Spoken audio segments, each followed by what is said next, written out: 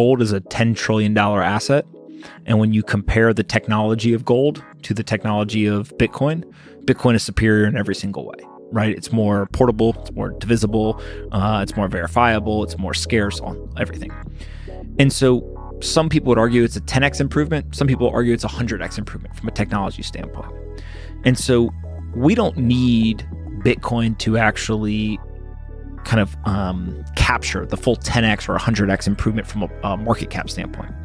If Bitcoin simply captures 2x the value, it'd be a $20 trillion market cap, which would put Bitcoin at about $1 million, right? So kind of just from a macro perspective, if you have a 10x or 100x improvement from a technology standpoint, and you directionally get some value capture in that direction, you're hitting around $1 million or more. The current market cap's right around $1 trillion, just over $1 trillion. $20 trillion would just be 2x gold's market cap, right? So if it's a 10x technology improvement, let's just say it only captures 2x the market cap, right?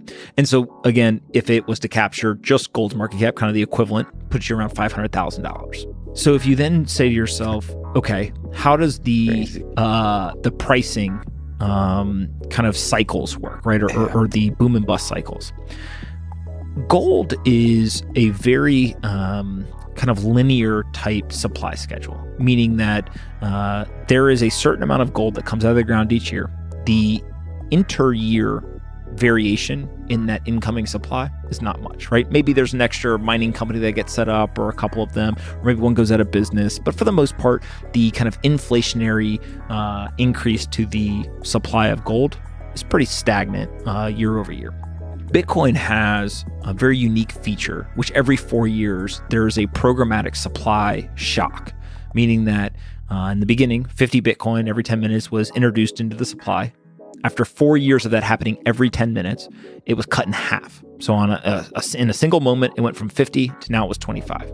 4 years, every 10 minutes, 25, got cut in half again to 12.5. And then recently in May 2020, got cut to 6.25. When you have an asset that is determined, the price, based on supply and demand, you normally have two inputs to the equation. What is the supply and what is the demand? In an asset like gold or a stock or anything else, we have to do our best guess at the supply, both the existing supply and the incoming supply, and then do our best guess at the demand. And we're actually pretty good at this a lot of times in terms of directionally saying it's going to go up or down, and here's kind of some price point milestones.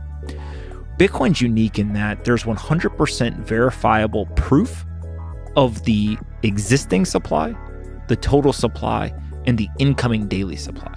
So we know 100% I can show you on the actual blockchain or in the code that there's 21 million Bitcoin. And that's all there will ever be. I can show you that there's 18.6 million, give or take, Bitcoin that actually are in circulation today, right? And I can go all the way back, show you every single transaction that's ever occurred since January 3rd, 2009. And then I can show you on a daily basis that 900 Bitcoin a day are coming into the circulating supply. I now look forward and I say, okay, we are likely going to see $100,000 Bitcoin this year, right? At some point. I don't know when it happens, but we're moving in that direction. So you think in 2021 we'll see 100,000?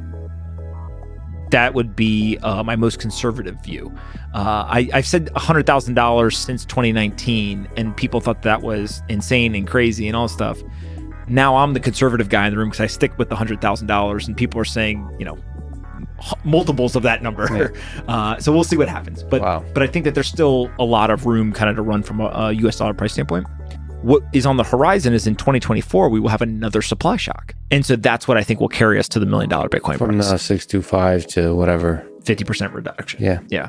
And so that's what I think will basically, when we get that next supply shock, that'll carry us up over over a $1 million Bitcoin price, which if historical examples persist, and again, sometimes it's hard to use historical examples to look at future events.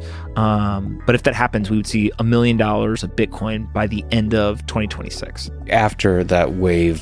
So 2024 basically is the supply shock, and within 18 to 24 months, you would see the kind of top of the next market. We would like to do all of this without a public health crisis.